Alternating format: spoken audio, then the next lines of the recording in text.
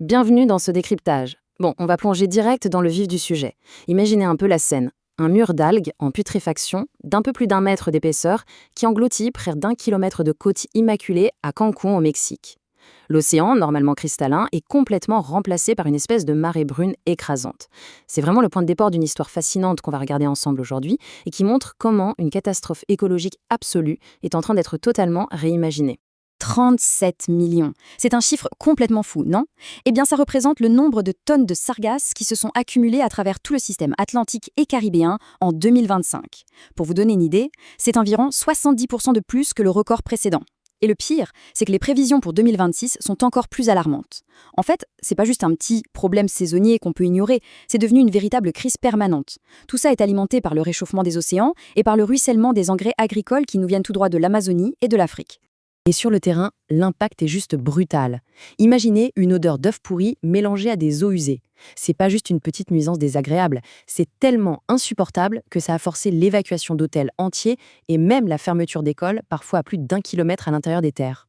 Pour vous donner une idée du gouffre financier, rien que pour nettoyer une seule plage, Cancún a dû débourser la somme astronomique de 200 000 dollars.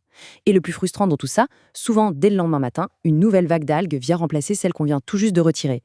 C'est un travail de Sisyphe. Mais attention, le vrai danger, c'est pas seulement cette odeur horrible ou la facture de nettoyage salée. Lorsqu'on laisse ces algues pourrir sur le sable, elles libèrent 3 menaces extrêmement toxiques. On parle de sulfure d'hydrogène, de métaux lourds et de méthane, un gaz 80 fois plus puissant que le CO2. La ville de Cancún dépense presque 37 millions de dollars par an juste pour déplacer ces sargasses vers des décharges. Sauf que, soyons clairs, ça ne fait que déplacer le problème et ça transforme une opération de gestion des déchets déjà hors de prix en un véritable danger environnemental à long terme. Et c'est exactement là qu'on a un vrai déclic, un changement de paradigme complet. Regardez bien ça.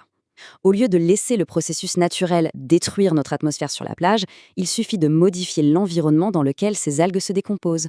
En les enfermant dans une énorme cuve sans oxygène, ce qu'on appelle un digesteur, les bactéries font leur travail et ce méthane qui posait tant de problèmes devient une ressource inestimable. Le gaz est piégé et se transforme en carburant. Franchement, c'est presque de l'alchimie moderne. Ce qui nous amène à notre première partie, des déchets au carburant, ou comment une nuisance majeure est devenue une incroyable ressource énergétique. C'est vraiment cette réalisation qui a mis le feu aux poudres dans les Caraïbes. Un peu partout dans la région, des innovateurs ont arrêté de fixer cette facture de nettoyage monumentale pour se rendre compte qu'ils avaient sous les yeux une source d'énergie infinie et surtout 100% gratuite.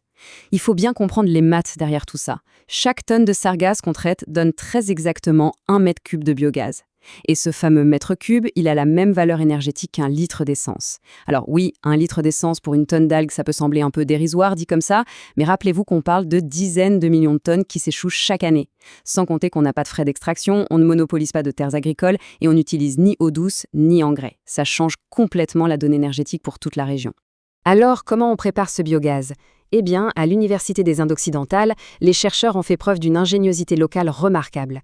Ils ont combiné 3 ingrédients de la région qu'on n'aurait jamais pensé mélanger. On prend des sargasses pour la masse, on y ajoute des eaux usées de distillerie de rhum pour apporter les sucres nécessaires à la fermentation, et on couronne le tout avec du fumier de mouton Black Belly de la Barbade pour fournir les bonnes bactéries. Le résultat de cette recette improbable ? Un gaz naturel compressé tellement efficace qu'ils ont réussi à convertir une voiture pour qu'elle roule avec pour seulement 2500 dollars. Impressionnant, non ? Mais bon, passons à la partie 2, le secret toxique. Parce que oui, juste au moment où cette idée semblait être la solution parfaite, un problème inattendu lié aux métaux a failli tout faire dérailler. En fait, le souci, c'est que la sargasse ne se contente pas de flotter passivement dans l'océan. Elle a un mécanisme de survie hyperactif. Elle filtre l'eau avec une efficacité redoutable pour trouver des nutriments. Le problème, son système cellulaire confond souvent le phosphore, dont elle a besoin pour grandir, avec de l'arsenic, qui est un poison mortel. Du coup, elle aspire et stocke littéralement des métaux lourds en plein cœur de ses cellules. Et ça donne des chiffres qui font froid dans le dos, comme celui-ci, 90 mg par kilo. C'est le pic terrifiant d'arsenic qu'on peut retrouver dans les sargasses brutes. Face à un niveau pareil, les experts ont été très clairs, c'est absolument impossible d'utiliser cette biomasse. Brûler ce gaz ou épandre les restes sur des champs, ça reviendrait tout simplement à empoisonner l'air ou la terre. Ça a été la douche froide, et pendant un temps, cette toxicité a bien failli tuer cette toute nouvelle industrie dans l'œuf. Heureusement, c'était sans compter sur la partie 3, une avancée chimique, grâce à une solution étonnamment basse technologie. Franchement, abandonner n'était pas une option face à un tel potentiel. Des chercheurs au Mexique ont refusé de baisser les bras et ont fini par craquer le code. Et le processus s'articule presque comme une simple recette de cuisine qu'on pourrait faire chez soi. Étape 1. Un bain d'eau chaude entre 60 et 90 degrés pour briser les cellules de l'algue et extraire l'arsenic. Étape 2. On fait un lavage à l'acide citrique. Oui, exactement le même acide qu'il y a dans le jus de citron pour capturer et rincer les métaux restants. Et enfin, étape 3, on utilise des bactéries lactiques, comme celles qu'on trouve dans un yaourt, pour neutraliser les toutes dernières traces toxiques. De l'eau chaude, du citron et du yaourt pour désamorcer une bombe écologique, il fallait y penser. Et regardez-moi ces résultats. L'ampleur de la chute est juste spectaculaire. On passe d'une concentration hautement toxique de 76 mg par kilo à seulement 1,64 mg. C'est une réduction monumentale de 98%. Ça prouve que les experts du début avaient tort. Grâce à ce traitement tout simple, l'algue devient entièrement saine et prête à être utilisée à l'échelle industrielle et agricole sans aucun danger. Ce qui nous ouvre les portes de notre 4e partie, le triple revenu et l'économie circulaire. Maintenant que le problème des métaux lourds est balayé, le paysage économique change du tout au tout.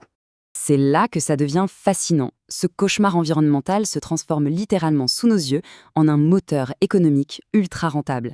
Le concept est simple, une seule matière première, 2 produits finaux, 0 déchet.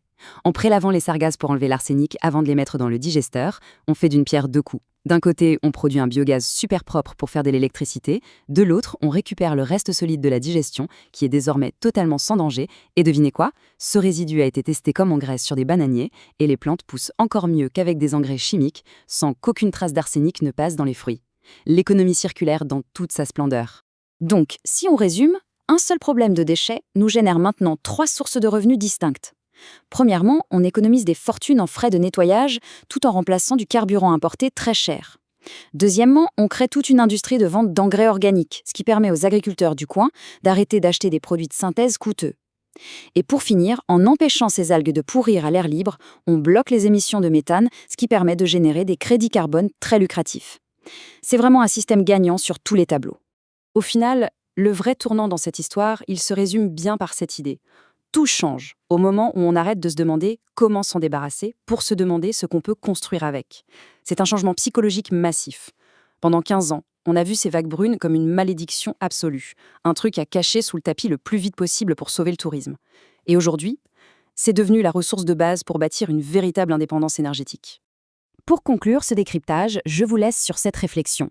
À la Grenade, par exemple, le gouvernement s'est engagé à convertir ces algues à grande échelle, avec déjà plus de 30 entreprises sur le coup.